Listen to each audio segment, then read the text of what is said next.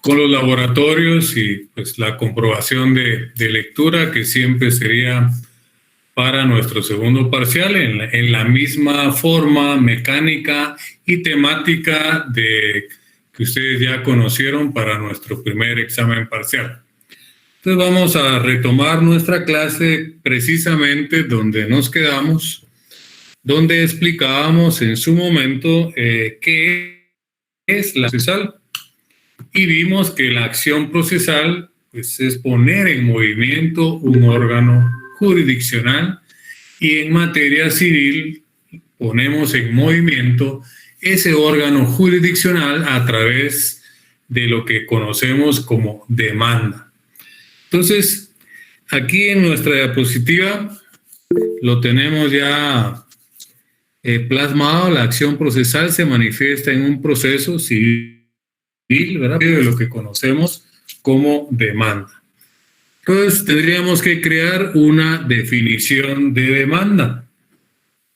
La demanda es un escrito, pero no solamente es un escrito. Tenemos que agregarle que es un primer escrito. ¿Y por qué es que tenemos que agregarle que es un primer escrito? Porque hay segundos o más escritos. Entonces, es que los primeros escritos deben de llenar ciertos requisitos, y en los segundos y más escritos no hay necesidad de llenar ciertos requisitos. Por eso es que hay que ser claro al definir la demanda. La demanda es un escrito y es un primer escrito. Y pues aquí vamos a hablar de los artículos que le dan forma de primer escrito, que conocemos en materia civil como demanda.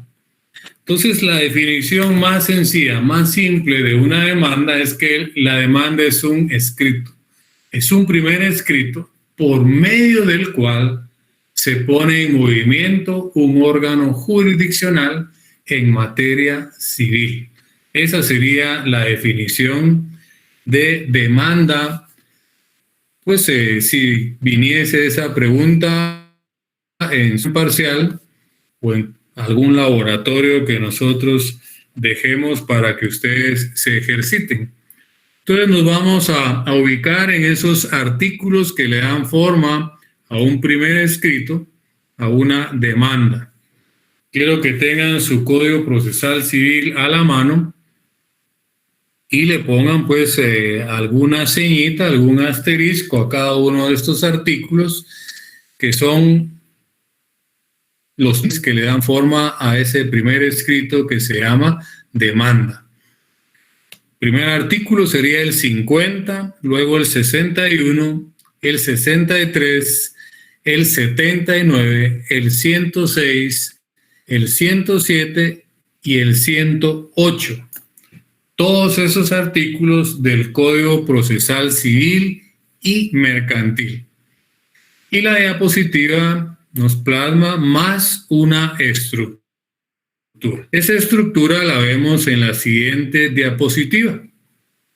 La estructura de la demanda va a tener una introducción, va a tener una relación de hechos, va a tener un apartado de prueba, un fundamento de derecho, va a tener peticiones y un cierre. Hago la aclaración que en la clase anterior, en la sección D, no a entrar a esta diapositiva, y presumo que tampoco nos va a dar tiempo en esta clase. Nos vamos a centrar en analizar los artículos que le dan forma a un primer escrito, y la demanda es un escrito, es un primer escrito. Disculpen que repita eso de primer escrito, pero es muy importante porque tenemos que diferenciar más adelante los primeros escritos con los segundos o demás escritos. Entonces, los artículos que le dan forma o que nos dan los requisitos para ese primer escrito que se llama demanda, grábelos: el 50, el 61, el 63, el 79, el 106, el 107 y el 108 del Código Procesal Civil y Mercantil. Entonces vamos a empezar haciendo el análisis. No sé si estaba Mario Gallardo, ¿está ahí conectado? Mario Gallardo.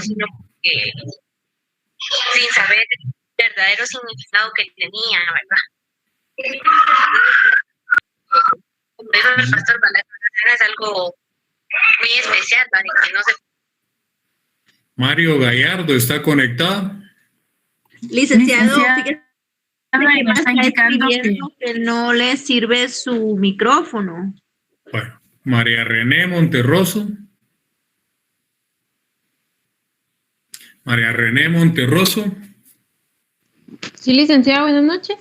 Muy buenas noches. ¿Sería tan amable usted darle lectura al artículo 50 del Código Procesal Civil, así despacito, por favor? Ahorita, licenciado. El procesal. Procesal Civil. Fíjese que no lo tengo a la mano. Bueno, disculpe. Licenciado, buenas noches, ¿lo leo yo? Permítame, solo le quiero hacer la reflexión a la compañerita, ¿verdad? Que no es posible, ¿verdad?, que recibamos mi curso, que es práctico, si usted no tiene su código a la mano, ¿verdad? Porque es nuestro balón, es nuestro instrumento de trabajo, ¿verdad? Por favor, no hay imposición, no es que queramos ser dictadores, sino viene en beneficio de ustedes en el futuro, ¿verdad? No solo para su examen privado, sino para el ejercicio profesional. Compañerita que amablemente se ofreció, por favor, si es tan amable de darle lectura. ¿Qué artículo dijo, perdón? Artículo 50 del Código Procesal Civil y Mercantil. Gracias. Artículo dice, asistencia técnica. Las partes deberán comparecer auxiliados por abogado colegiado. No será necesario el auxilio del abogado de los asuntos de íntima cuantía y cuando en la población donde tenga su asiento el tribunal estén radicados menos de 4 abogados hábiles. Los escritos no lleven la firma y el sello de abogado director y como timbres forenses serán rechazados de plano. Voy a repetir ese último párrafo. Los escritos que no, ¿verdad?, lleven la firma y el sello del abogado director, así como los timbres forenses, serán rechazados de plano. Muchas gracias, compañerita, por su aporte, por su colaboración. Voy a explicar este artículo y por favor, ¿verdad?, quiero que sirva de ejemplo cuando yo pido lea y analice el artículo o los artículos tales, es de la forma en que yo lo voy a hacer con este artículo, que sirva de ejemplo. Pongan atención, el artículo 50 nos habla de cosas muy importantes. El epígrafe dice la asistencia técnica. Y dice que todo escrito que presentemos a tribunales debe ir auxiliado por un colegiado. Yo les pediría que le agreguen ahí con su puño y letra y activo, porque para poder ejercer la profesión de abogado y notario, no solamente tenemos que estar colegiados, sino también activos. ¿Y qué implica o qué significa el estar activos? Es tener al día el pago de nuestras colegiaturas, colegios y notarios. Con una sola, se paga trimestral, ¿verdad?, con una sola colegiatura que nosotros de alguna manera tengamos atrasada, prácticamente estamos inactivos. Usted dirá y se darán cuenta de esto, pues les voy a contar una anécdota que les conté a los alumnos de la sección D. Aunque usted no lo crea, en un caso que llevábamos en mi oficina como abogado litigante, Pues teníamos el caso de un cliente que la verdad, pues él no tenía la razón, nos fue honesto, quería que pues viéramos en qué forma le podíamos ayudar, pero para no cansarles, ya habíamos avanzado en el juicio y llevábamos todas las de perder, pero como el abogado, pues, como le decía en la otra clase, tiene que ser chispudo. En las páginas de los clasificados de los periódicos, las páginas esas amarillas sacan anuncios y a veces dice se necesita patojo o patoja chispuda o chispudo para tal trabajo. Pues cuando yo leo esos anuncios, yo quisiera, ¿verdad?, que cuando usted está escogiendo su carrera, como requisito para estudiar Derecho, sería ser chispudo, ¿verdad? Si se necesita patojo o patoja para estudiar Derecho. Porque el abogado no es solamente el conocimiento, el abogado es una pizca de sal y un poco de ingenio. Les voy a contar, ya íbamos por la vista, ya solo faltaba dictar sentencia, y no encontrábamos la forma de cómo poderle dar un resultado positivo a nuestro cliente. Teníamos todas las de perder, sabiendo que el cliente nos fue honesto. Mas, sin embargo, un abogado tiene que tratar de agotar todas las instancias para darle un buen resultado a su cliente. Y yo hago la comparación que es más o menos como en un partido de fútbol. No siempre gana quizá el mejor o el que tenga mejores jugadores, sino gana el que mete más goles. Pues igual es un proceso. A veces no gana, ¿verdad?, el que tiene la razón, el que contrató a un abogado caro, sino pues tal vez contrató a un abogado chispudo, que tenga ingenio. Y eso es lo que sucedió en este caso.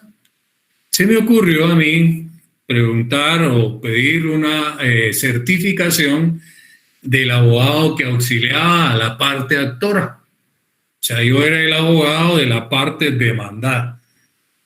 Y para mi sorpresa, y para la sorpresa de ustedes también, para la importancia de este detalle, esta persona, este abogado, tenía más de un año de estar inactivo porque no tenía al día las cuotas del Colegio de Abogados y Notarios.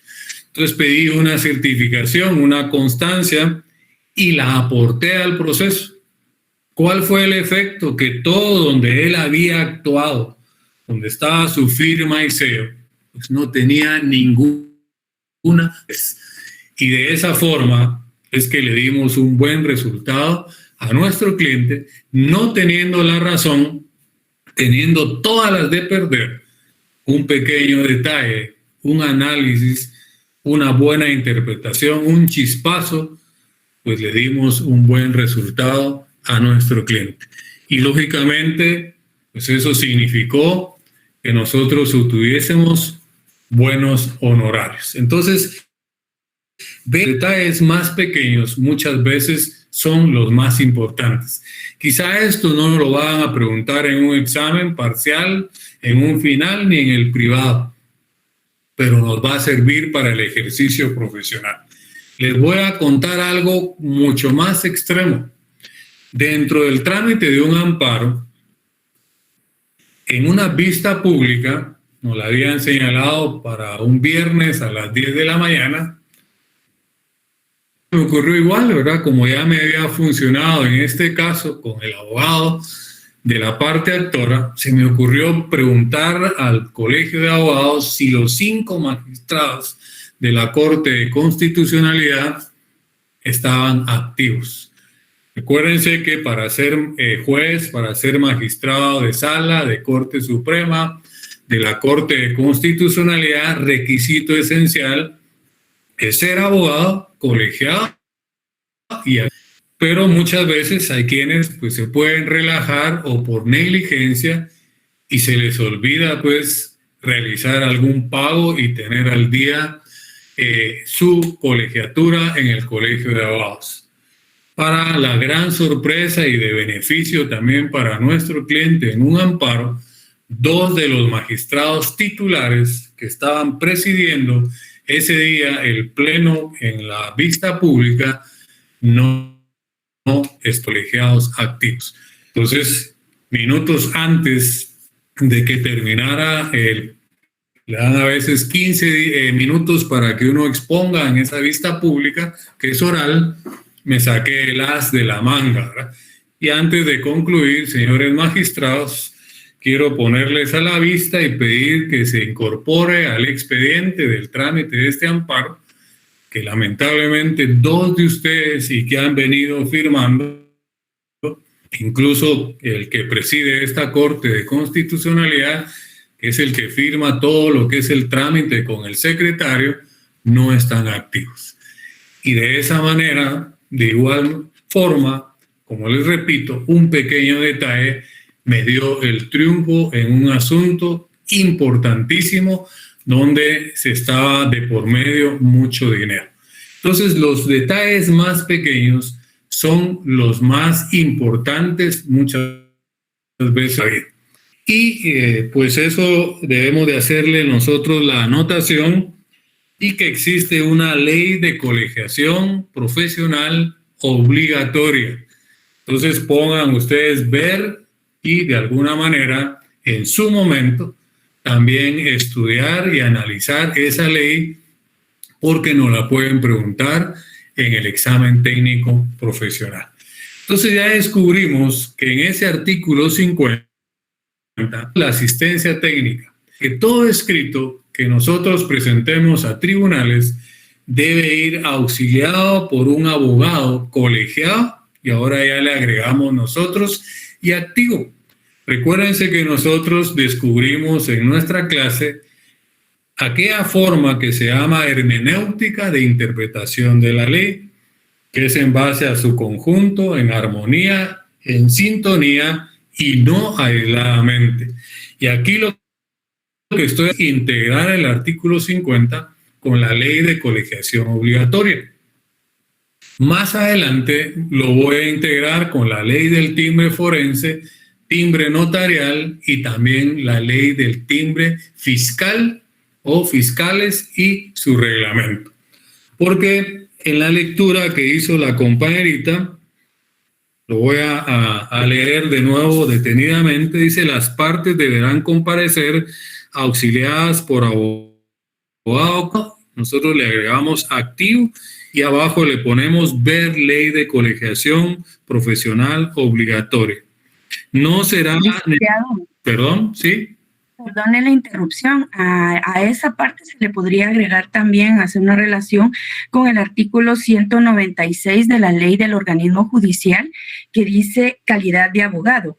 Para ejercer la profesión de abogado se requiere el título correspondiente, ser colegiado activo, inscrito en el registro de abogados que se lleva en la Corte Suprema de Justicia, estar en el goce de derechos ciudadanos y no tener vigente ninguna clase de suspensión.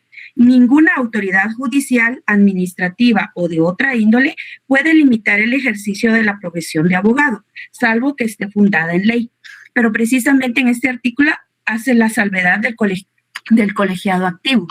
Excelente, compañera. Ya que usted nos aportó el 196, yo por razón de tiempo no lo hice, pero ya que usted lo hizo, léanos también el 197, por favor, que también pues lo podemos integrar a ese artículo. ¿Sí es tan amable? Ok, artículo 197, actuación de los abogados. Las demandas, peticiones y memoriales que se presenten a los tribunales de justicia deberán ser respaldados con la firma y sello de abogado colegiado, y sin ese requisito no se dará curso a ninguna gestión. El abogado es responsable del fondo y de los escritos que autorice con su firma. No es necesaria la intervención de un abogado en los asuntos verbales de que conozcan los juzgados menores en las gestiones del Ministerio Público, cuando el cargo no esté servido por profesional, y en los demás casos previstos por otras leyes. Excelente. Yo le felicito, compañera, ya la tengo identificada, participa usted bastante en mi clase, Pero se recordarán, o si no lo he dicho, se los digo ahora, que la diferencia entre ordinario y extraordinario es una palabra, es la palabra extra. Quien hace extra es extraordinario. Quien no hace extra es simplemente ordinario. Usted, compañerita, como pues no dudo muchos de ustedes, son extraordinarios. Y se dan cuenta que entre más se investigue, más se lea, pues más puedan hacer ustedes integración de normas. La compañerita nos aportó el 196, eso nos llevó a leer el 197, que también tiene que ver con este artículo 50, más la ley de colegiación obligatoria. Y aprovechando que está la compañerita ahí, tiene su constitución a la mano, si fuera tan amable. Sí, licenciado, ¿qué artículo? Mírenme si en el 90, si la memoria no me es infiel, habla de la colegiación obligatoria. Sí, ahorita le digo, licenciado. Sí, colegiación profesional. Todavía me recuerdo cuando estudié mi examen privado, ¿verdad? El 90 de la Constitución también lo puede integrar a este artículo. Si fuera tan amable, compañerita, de leer ese artículo. Ok, dice artículo 90, colegiación profesional. La colegiación de los profesionales universitarios es obligatoria y tendrá por fines la superación moral, científica, técnica y material de las profesiones universitarias y el control de su ejercicio. Los colegios profesionales, como asociaciones gremiales con personalidad jurídica, funcionarán de conformidad con la ley de colegiación profesional obligatoria y los estatutos de cada colegio se aprobarán con independencia de las universidades de las que fueren egresados sus miembros. Contribuirán al fortalecimiento de la autonomía de la Universidad de San Carlos de Guatemala y a los fines y objetivos de todas las universidades del país. En todo asunto que se relacione con el mejoramiento del nivel científico y técnico-cultural de las profesiones universitarias, las universidades del país podrán requerir la participación de los colegios profesionales. Muchas gracias, compañerita, y gracias por ese valioso aporte, ¿verdad? No hay ninguna duda que usted es extraordinario. Ya en otras intervenciones le he dicho que si usted continúa así, su examen privado va a ser, ¿verdad? No va a haber ningún problema. No se olviden que uno de mis consejos es la estrategia. Entre más me tardo, menos preguntas. Y una forma de tardarme más es investigando, estudiando y haciendo integración de normas. Ya vimos cómo el 50 lo podemos integrar con la ley de colegiación obligatoria. Ya vimos que el 90 de la Constitución nos habla de esa ley de colegiación obligatoria. Viajando 196 y 197 de la ley del organismo judicial, y más adelante nos vamos a dar cuenta que tenemos que relacionar forense y timbre notarial, tenemos que relacionar también la ley del timbre fiscal y su reglamento. Entonces, todo eso es importante, yo lo voy a mencionar porque les estoy enseñando cómo es que se hace análisis y lectura de un artículo. No es solo leer, sino es detenernos, ir subrayando e ir descubriendo todos estos aspectos e ir haciendo integración con otras leyes, con otras normas. Continuamos, por favor. Disculpe la interrupción. Tengo una duda. Dígame. Una pregunta. Cuando usted menciona de que los abogados tengan su colegiado activo, ¿esa consulta la podemos hacer cualquier persona o única hacer los mismos abogados? Cualquier persona que tenga duda, recuérdense que ahora hay una ley de información, ¿verdad?, que es obligatoria. Incluso se le da un plazo a la institución para que responda cualquier inquietud. Usted va a esa oficina de información que deben de tener todas las instituciones, y cualquier particular, y máxime siendo usted abogada y notaria, abogado y notario, puede hacer esas en base al artículo 28 de la Constitución, porque ya sabemos que no es lo mismo derecho de petición que derecho de acción, ¿verdad? El derecho de petición está en el 28 de la Constitución y el derecho de acción está en el 29 de Constitución. Entonces, para responderle puntualmente, cualquier persona puede acudir y la institución a la que usted acuda tiene la opción de poder responder. De no hacerlo, esa ley de información pública, se llama, tiene sanciones para la autoridad que no cumpla con responderle su inquietud. ¿Estamos? Sí, Lick. Buenas noches. Y eso podemos Gracias, integrar también de la ley del servicio civil, que es el decreto 1748 del Congreso de la República, del 1 al 20 a los públicos, y el obligado a dar información pública. Constitucionalmente está libertad de acción en el artículo 5. Toda persona tiene derecho a hacer lo que la ley no le prohíbe, y a nosotros no nos prohíbe, y a un servidor público sí le prohíbe pues no darnos el servicio correspondiente. 100 puntos. Realmente no saben cómo me siento de orgulloso, satisfecho con tener alumnos, estudiantes de ustedes extraordinarios. Quiero decirles que la recompensa de un catedrático está en la excelencia de sus alumnos. Entonces, créanme que realmente me siento muy de ustedes, motivado, ¿verdad? Porque veo que hay muchos de ustedes que están muy compenetrados en su estudio, están captando cuál es la intención, y si continúan de esa manera, hagan de cuenta que ya se están dando para su examen privado. No van a tener ningún problema, y de seguro se van a recordar de mí cuando salgan de su examen privado que lo ganaron, y van a decir, el Lick tenía razón. Pero los felicito. Muchas gracias por todos esos aportes. Si tuviésemos que seguir integrando, vamos a encontrar una gran cantidad de normas que se relacionan. El que no sabe qué es integrar es encontrar normas en un mismo código o en otras leyes que se relacionen, que puedan permitirme ampliar en mi exposición lo que yo estoy tratando de explicar. Entonces, dése cuenta cómo enriquece el análisis, el estudio de un solo artículo. Mire cuánto tiempo nos hemos llevado solo explicando uno de los artículos que le dan forma a un primer escrito, que es la demanda. Continúo. Entonces, lo vuelvo a leer porque es importante para retomarlo. Las partes deberán comparecer auxiliadas por abogado colegiado, activo, ¿verdad?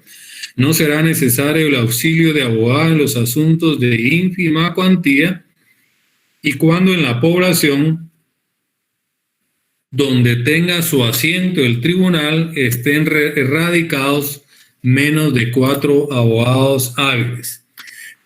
Recuérdense que el procesal civil, porque va a ser pregunta también de su privado, cuándo entró en vigencia el código, cuándo fue publicado, todo eso podrían ser preguntas de su examen técnico profesional en cada una de sus materias. Entonces, el Código Procesal Civil pues tiene ya demasiados años. Cuando se hizo 30, 40 años atrás, pues no había crecido tanto Guatemala. Apenas, yo les quiero decir, yo soy colegiado 4.940.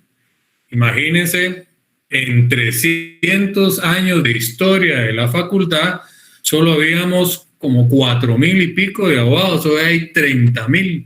Imagínense cuántos abogados han salido después de que salió. Una gran cantidad, porque crecieron las facultades de Derecho, que autorizaron más universidades, y todas empiezan casi siempre con 2 facultades, Derecho y la de Económicas. No sé por qué razón, pero todas las universidades que las autorizan empiezan con esas 2 facultades. Entonces, hoy en día tenemos más de 30.000 abogados.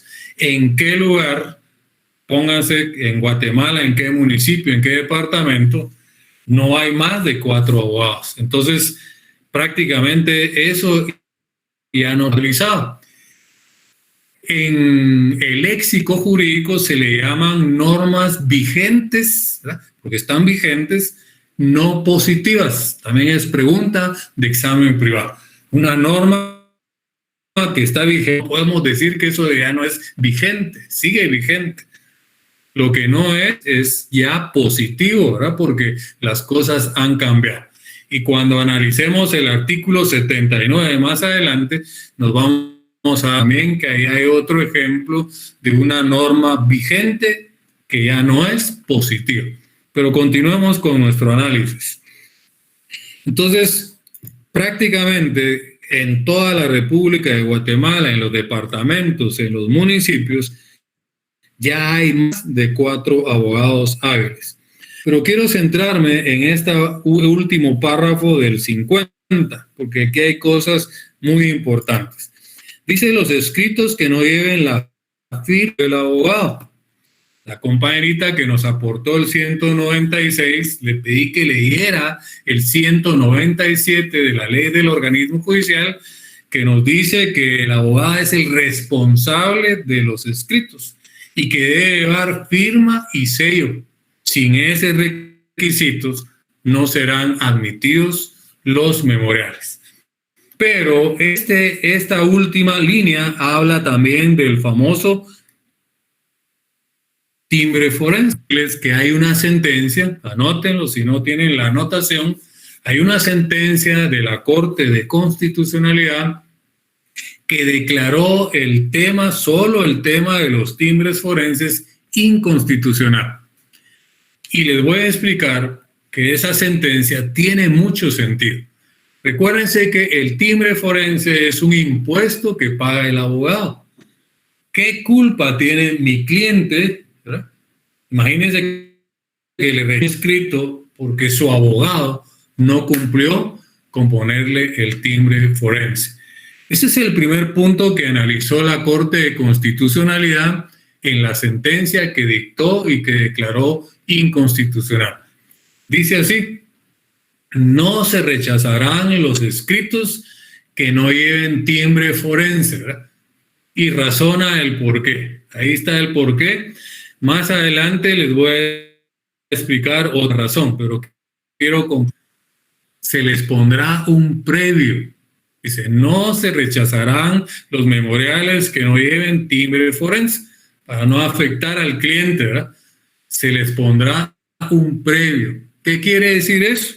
Como decimos en buen chapín, la misma mica, ¿verdad?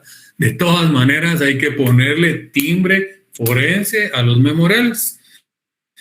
Aunque nos ponga un previo, en lo que nos notifican el previo se fue 1 mes, 2 meses.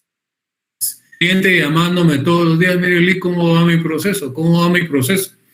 Imagínense que yo sea honesto y le diga la verdad. Es que fíjese que me rechazaron o me pusieron un previo porque a mí se me olvidó ponerle timbre forense. Desde ahí pierde la confianza en mí y es capaz que me sustituye. Entonces, no puede pasar eso. Porque imagínense ese previo, lo que está haciendo es retardar pues ese proceso con mi cliente. Pero aquí viene lo más importante. Imagínense que yo soy ese abogado que por negligencia, olvido, no le puse timbre forense a ese escrito. Y resulta que yo soy el abogado del demandado. Recuérdense que emplazan, llaman a juicio y en un juicio ordinario conceden 9 días para tomar acta y demanda. Y hoy esos 9 días. Y hoy resulta que me rechazaron la demanda porque no llevaba timbre forense. Eso también lo tomó en cuenta la Corte de Constitucionalidad en su momento y dijo, no podemos afectar al cliente, ¿verdad? Porque el abogado omitió ponerle el timbre forense. Entonces, la intención también de esa sentencia es interrumpir la prescripción y la caducidad. En lugar de que me lo rechacen, ¿verdad? ¿Cuál sería el efecto? que se me venció el plazo, ya no puedo contestar esa demanda, van a declarar rebelde a mi cliente. Y él no tiene la culpa la tengo yo. Entonces, previendo dos cosas.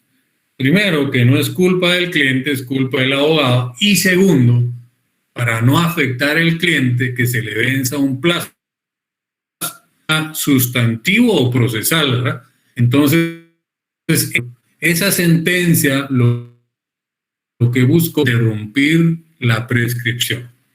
Al final, siempre le debemos de poner timbre forense. Además, vamos a sufrir la vergüenza de tener que ir al tribunal, al juzgado, hablar con el secretario o con el comisario, o con el oficial o con el juez o con el magistrado, que voy porque le tengo que ir a poner los timbres forenses al escrito y un previo.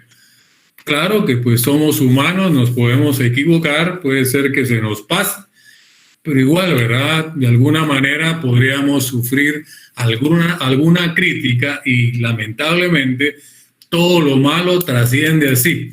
Y máxime hoy, ¿verdad? Con la facilidad que hay con las redes sociales, imagínense que fuera yo, ¿verdad?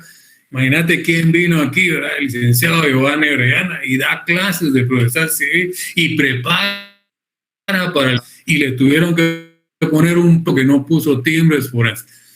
Entonces nosotros como docentes debemos de tener incluso mucho más cuidado en nuestro actuar, ¿verdad? Porque estamos más en el ojo del huracán. Pero vamos. ¿Perdón? La interrupción, licenciado, si usted gusta, Sí. le puedo facilitar el número de expediente para que lo anoten los compañeros, porque incluso si en caso se nos llegaran a rechazar en la práctica, ellos pueden argumentar precisamente esta sentencia, votar ese rechazo, ¿verdad? Vale, por favor. Es del 7 de febrero de 2006, el número de expediente es el 2706-2005. Lo repito, es el 7 de febrero de 2006, expediente número 2106-2005, por si les es de utilidad. No sirve, porque gracias por el aporte, porque si ahora yo en el privado, ahora le dijera, fíjese, licenciado, que existe una sentencia de la Corte de Constitucionalidad, ahí me van a decir, mire, ¿cuál es esa sentencia? Entonces, que no sirve, sirve. Y es más, yo le voy a decir cuándo fue publicado.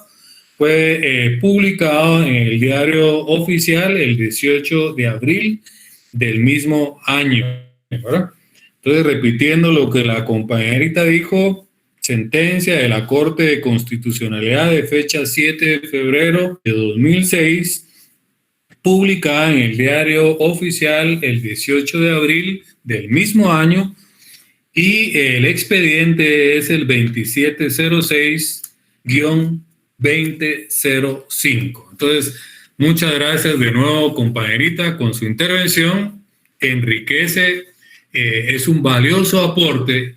Y como recuérdense, puede ser que yo no se lo pregunte en el parcial ni en el final, pero usted como estrategia lo puede examen privado y tener todas esas anotaciones para tardarse más.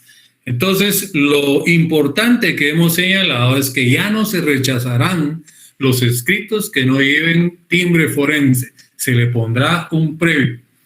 De ahí es donde nosotros tenemos la necesidad de leer la ley del timbre forense y timbre notarial. El timbre forense es del valor de un quetzal. Solo hay timbres forenses de un quetzal. Y es un timbre forense en cada original de mi escrito. Las copias no dan timbre forense. Y es más, hay que inhabilitarlo. El inhabilitarlo es para que no se vuelva a utilizar, aunque usted no lo crea, ¿verdad? Hay abogados, no digo habemos porque yo no lo hago, que arrancan los timbres y los vuelven a utilizar. Solo hay timbres forenses, hay timbres notariales y hay timbres fiscales. Ahora está la facilidad de ir a pagar a una caja, a la SAT, el impuesto en una escritura pública, en un testimonio. Pero antes había que pegar los timbres fiscales en el testimonio. Y habían pues, abogados, ¿verdad?, y notarios que despegaban los timbres y los volvían a utilizar. Por eso es que es requisito que hay que inhabilitarlos. ¿Cómo? Aunque usted no lo crea, eso está en el reglamento de la ley de timbres fiscales. Dice que se inhabilitan con el abogado o del notario, puede pasarse una línea delgada encima del timbre o se pueden perforar. Esas son las tres formas que nos dice el reglamento de la ley de timbres fiscales de cómo se pueden inhabilitar los timbres. ¿Quiénes podrían perder el privado por esa pregunta tan simple que cuál sería la forma de inhabilitar? Lo que sucede es que muchas veces en las carreras llegamos a tribunales, cuenta que olvidamos nuestro sello y no inhabilitamos. Sencillo, usted está con lapicero, les pasa una línea delgada o le pide ahí al comisario o a alguien que le preste un perforador, un sacabocados y perfora el timbre, ¿verdad? La idea es que no se vuelva a utilizar. No se dice matar los timbres. Matar es sacar una pistola y meterle un tiro, ¿verdad? Es inhabilitar utilizando un buen léxico jurídico. Entonces, vean la importancia de este artículo, vean la importancia, sirva de ejemplo cómo es lo que lo analizamos y vean el tiempo que me he llevado solo en explicar un artículo. Si usted examen privado, haga de cuenta que su examen privado va a ser de trámite. Entonces, continuemos porque nos ha consumido el tiempo, pero ha sido porque han existido aportes muy valiosos. Los demás artículos solo mencionar e indicar de qué hablan, ¿verdad? El 61 nos habla de los primeros escritos.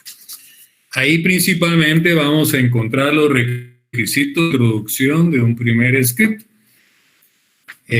Si vemos el epígrafe del 61, dice escrito inicial, póngale usted con su puño y letra, primeros escritos.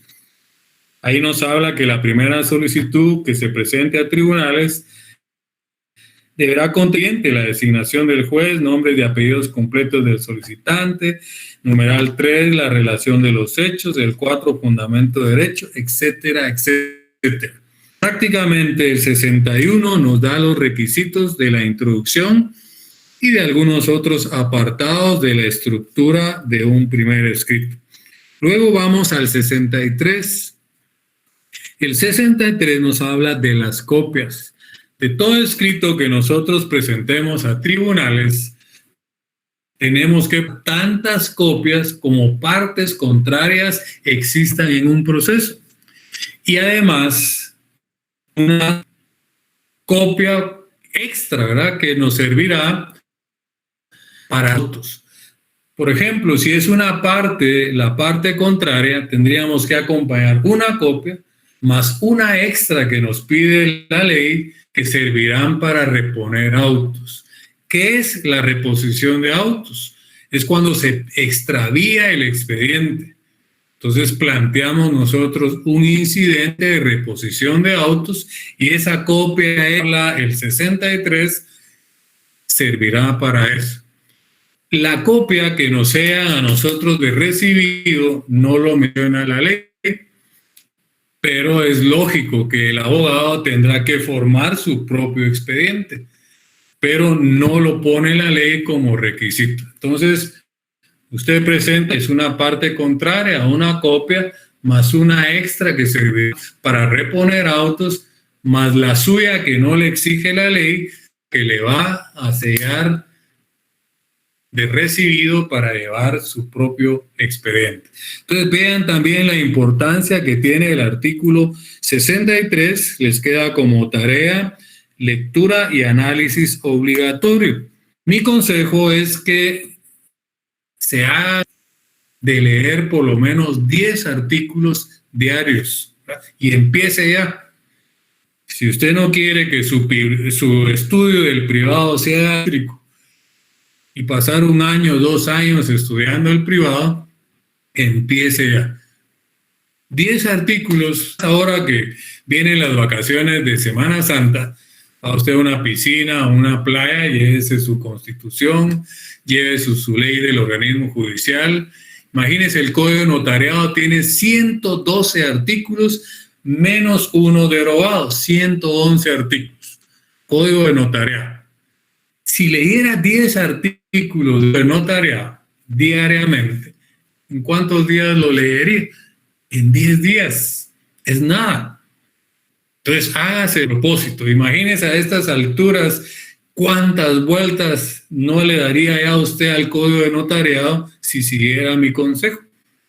Y eso es que hay 4 notariados, notariado 1, 2, 3 y 4.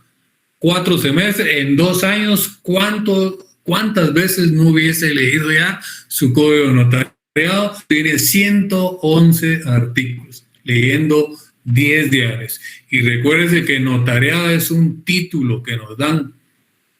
Por eso somos abogados y notarios, ¿verdad? Son 2 títulos los que nos dan, no 3. La licenciatura no es título, es un grado académico. Y esa es pregunta de examen privado. ¿Cuántos títulos nos dan? 2, abogado y notario. Y la licenciatura no es título, es un grado académico, licenciado en ciencias jurídicas y sociales, y los títulos de abogado. Entonces no olvide que notariado es un título. Por eso es que es bien exigente ese examen en un privado, y en el pensum de estudio hay 4 notariados por la importancia, ya sea que usted se dedique a la abogacía o se dedique a el notariado. Pero mi consejo es que desde ya empiece como mínimo 10 artículos diarios. De aquí a que cierre, usted ha avanzado un montón. Después solo le va a tener que dedicar unos 6 meses a la preparación, ya sea del área privada o el área pública. Continuamos. Entonces, el 79 sí me quisiera detener un poquito y hacer ahí algunas anotaciones que son importantes. Por celeridad no voy a poner a nadie, voy a leer yo. Lleven la lectura, por favor, artículo 79. Dice: los litigantes tienen la obligación de señalar casa o lugar que estén situados dentro del perímetro de la población donde reside el tribunal al que se dirijan para recibir las notificaciones, y ahí se les harán las que procedan, aunque cambien de habitación, mientras no expresen otro lugar donde deban en el mismo perímetro. Luego póngale atención. En la capital deberán fijar tal lugar dentro del sector que comprende la Primera y la 12 Avenida, y la Primera y 18 CAE de la zona 1. Subrayen ahí donde dice salvo que se señalare oficina de abogado colegiado para tal efecto. Vuelvo a insistir. Les dije, el 79 también es una norma vigente, no positiva. En aquel entonces, me imagino que la ciudad capital era mucho más chiquita, no había crecido tanto. Por eso es que plasmó el perímetro legal en la ciudad capital: Primera Avenida, 12 Avenida. Primera CAE, 18 CAE de la zona 1. Salvedad que les dije, salvo dice salvo que se señale como lugar para recibir notificaciones la oficina profesional del abogado colegiado activo que nos auxilie. Quiere decir que si usted tiene su oficina en la zona 9, en la zona 10, puede señalar, ¿verdad?, como salvedad a ese perímetro legal, que es la Primera Avenida, 12 Avenida, Primera CAE, 18 CAE de zona 1, y salirse de ese perímetro legal si es que señala, hace uso de la salvedad, su oficina profesional donde usted ejerce la abogacía y el notariado. Hago la aclaración que esto no, si por ejemplo usted va a llevar un caso en Escuintla y su oficina la tiene acá, no puede señalar su oficina como salvedad. Tiene que buscar un abogado que sea amigo en Escuintla y pedirle que le preste su oficina para señalar, para recibir notificaciones. Igual en Zacapa, en Petén, Mazate, etcétera, etcétera. Ahora bien, el consejo: nunca señale como lugar para recibir notificaciones la casa de habitación de su cliente, aunque viva en el perímetro legal, que es la Primera Avenida, 12 Avenida, Primera CAE, 18 CAE de la zona 1. Sería un error garrafal. Le va a llegar a su cliente una notificación de alguna resolución, que son hojitas a veces amarillas, rosadas, verdes, y no va a saber qué hacer con esa cédula de notificación. La va a dejar ahí y al mes va a llamar a su abogado: mire, Lica, a propósito, fíjese que me llegó una hojita amarilla, entendí qué dice, tráigamela. Y cuando se la lleva, había un plazo de 24 horas, había un plazo de 48 horas, de 3 días, no sé. Usted no va a poder escudarse en su cliente y decirle: mire, perdimos el juicio porque usted no me la trajo. El error es nuestro. Porque si a veces los abogados no manejamos los aspectos legales, menos una persona que no es abogada. Y si la ley da chance como salvedad señalar mi oficina para recibir notificaciones, nunca señale la casa de habitación de su cliente, aunque viva dentro del perímetro que señala el artículo 79. Entonces, en su oficina usted va a instruir a la recepcionista, puede instruir también a su procurador, o si usted está en su oficina, si le llega un plazo de 4 horas, usted va a saber que de inmediatamente tiene que evacuar ese plazo, o de 48 o de 3 días, no sé. Pero el consejo para su ejercicio profesional: nunca señale la casa de habitación de su cliente. Haga uso de la salvedad que regula el artículo 79. Puntualmente, pregunta de privado: compañero, compañera, dígame cuál es el perímetro legal en la tal. Sí puede ser pregunta de privado, aunque sea una norma vigente, no positiva. Primera Avenida a la 12 Avenida. Primera CAE, 18 CAE de la zona 1. ¿Cuál es el perímetro legal en Escuintla? Pues lo tendrá que averiguar. ¿Cuál es en Zacapa? Etcétera, etcétera. Pero para su ejercicio profesional, haga siempre uso de la salvedad. Siguiendo con la lectura, nos vamos a dar cuenta más adelante que la sanción de no señalar lugar para recibir notificaciones, primero es que corremos el riesgo que nos rechacen el escrito. Segundo es que dice el artículo que nos seguirán notificando por los estrados del tribunal. Pregunta de privado: ¿qué son los estrados del tribunal? Les decía a los compañeros de la sección anterior, de la DET, que por ejemplo alguien que juega fútbol tiene que conocer una cancha de fútbol. Nosotros como abogados, como estudiantes de Derecho, tenemos que conocer nuestra cancha, que son los tribunales. Le aseguro que en cuarto año en la carrera, 7º semestre, hay muchos de ustedes que no conocen tribunales. Nunca han ido a la Torre de Tribunales, nunca han ido a Torre Marfil, nunca al edificio Luque, donde están los juzgados de familia. Aquí en la 6ª Avenida y como 14 CAE de la zona 9, donde están los juzgados civiles, no los conocen. Yo les aconsejo que cuando puedan desen una vuelta a ir a conocer. Los estrados del tribunal es una pared del tribunal donde se pegan las cédulas de notificación de todos aquellos abogados que no señalaron lugar para recibir notificación fatal. Primero, ya sabemos que es una obligación según el 79. Y segundo, ahí van a estar las cédulas de notificación venciéndose en nuestros plazos y nosotros quedando mal con nuestros clientes. Respuesta, ¿verdad?, a esa pregunta. ¿Cuáles son los estrados del tribunal?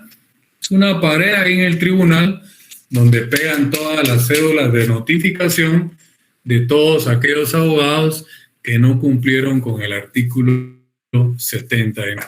De vez en cuando vayan a tribunales.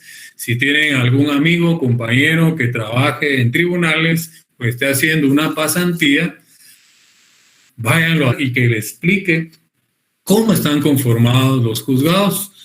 Que hay un comisario, que hay oficiales, que hay notificadores, que hay un secretario, que hay un juez, hay tribunales de sentencia que son 3 jueces, las salas que son 3 magistrados, etcétera, etcétera. No podemos estar estudiando para abogados y no conocemos nuestra cancha donde nosotros tenemos que jugar, que son los juzgados, que son los tribunales. Entonces, un buen consejo, cuando tenga tiempecito, dése una vuelta por los tribunales de justicia. Entonces, miremos la importancia de los aspectos que hemos encontrado también en el artículo 79, que es el que nos dice que debemos de señalar, ¿verdad?, que todo litigante está obligado a señalar un lugar para recibir notificaciones.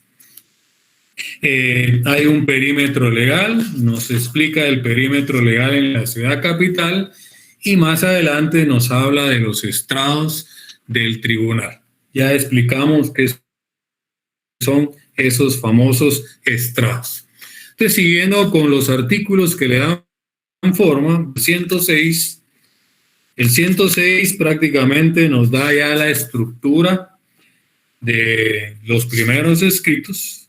¿Verdad? Dice el 106, en la demanda se fijarán con claridad y precisión los hechos en que se funde. Luego dice las pruebas, subraye las pruebas, ese es el apartado de prueba, que van a rendir los fundamentos de derecho, subraye fundamentos de derecho, que es el apartado del fundamento de derecho, y la petición. La petición se divide en peticiones de trámite y peticiones de fondo. El viernes, si Dios nos da vida, primero Dios, vamos a ver la estructura de esa demanda, la introducción, los hechos, el apartado de prueba, el fundamento de derecho, las peticiones y el cierre. Y si Dios nos lo permite, en este semestre, que nos dé tiempo, vamos también a aprender a hacer escritos. Ojalá nos alcance el tiempo, si no, pues haríamos un espacio en octavo semestre. Se lo perderían quienes no siguieran en Procesal Civil 2 con mi persona, ¿verdad? Bueno, siempre y cuando Dios nos dé vida. Dígame. Ay, perdone la molestia, licenciado. No sé si me estoy adelantando, pero ¿sería usted tan amable de contemplar, explicarnos lo que es la vida o el recorrido de la prueba? Yo lo he leído, pero la verdad que todavía me surgen dudas porque se dice al inicio medios de convicción, medios de prueba, la prueba como tal. Entonces, como yo sé que dependiendo desde el inicio, donde empieza el proceso con la demanda, se hace la proposición de la prueba. Entonces, son esos conceptos que la verdad yo no manejo muy bien. ¿Sería usted tan amable de poderlos explicar? No ahorita, pero tal vez en su debido momento nos pudiera ayudar con eso. Recuérdese que la misma Biblia dice para todo hay un tiempo, ¿verdad? Yo sé que usted tiene ansias, tiene ese deseo de adquirir conocimiento, pero ahorita estamos en pañales, ¿verdad? Todavía estamos terminando. Yo espero que con hoy y el viernes concluyamos aspectos que estudia la teoría general del proceso. Y primero Dios, ya la próxima semana ya entramos de lleno a lo que es procesal civil, ¿verdad? Nos vamos a enfocar en el juicio ordinario principalmente y vamos a ir agotando cada una de las estaciones. Vamos a ir probatorio, vamos a tener que hablar de ese apartado en la demanda. Me alegra, me encanta que estén comiendo ansias de conocimiento, pero sí va a haber un momento, ¿verdad?, para poderlo explicar. Ahorita me interesa concluir con los cimientos, ¿verdad? Para que no tengamos problema en nuestro curso. Tenga por seguro que ya en el segundo parcial casi un 90% del contenido ya va a ser de Procesal Civil 1. Ahorita en nuestro primer parcial fue prácticamente de teoría general del proceso. Pero tenga paciencia, no coma ansias. Primero Dios, vamos a llegar a ese momento para explicar pues lo que nos dé tiempo, ¿verdad? Entonces, continuamos para que pueda terminar mi clase puntualmente con la sección anterior, que es justo lo que nos faltan dos artículos, 107 y 108, que nos habla de la prueba documental. Estos dos artículos, el 107 principalmente, nos dice que cuando nosotros ofrecemos en nuestra demanda o en la contestación de demanda prueba documental, es requisito acompañar todos esos documentos a nuestro primer escrito. El 108 lo que nos dice es de que si en el dado caso, en ese momento no tuviéramos el documento poder, lo podemos ofrecer, individualizar e indicar en qué institución se encuentra. Y que cuando lo obtengamos, ofrecemos incorporarlo al proceso. Ejemplo, una certificación de una partida de nacimiento que no la tenemos o se retrasó el RENAP en entregárnoslo y tenemos que cumplir con presentar la demanda o contestarla.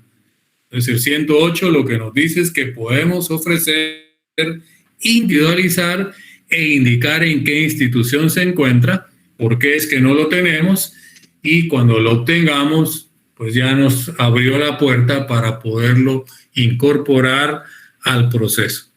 Entonces, concluyendo, ¿verdad? El 50, asistencia técnica, 61, bueno, asistencia técnica y el timbre forense. 61 nos da requisitos de los primeros escritos, 63 nos habla de las copias, el 9 nos habla del lugar para recibir notificaciones, un perímetro legal en la ciudad capital, los estrados del tribunal, el 106 nos habla de una relación de hechos, un apartado de prueba, un fundamento de derecho, peticiones, y el 107 y 108 nos hablan de la prueba documental.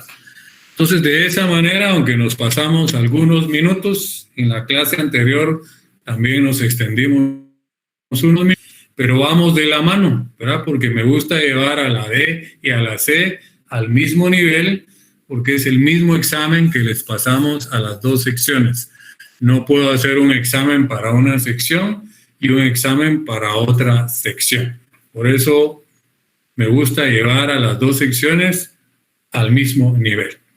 Pero como tenemos pues algunos minutitos, aunque nos hayamos pasado, si hay alguna duda, alguna inquietud, la participación. Sí, licenciado, una consulta, lo que estaba diciendo de la notificación, así como en el repejo, en la parte, por ejemplo, en la entrada, que es de los archivos.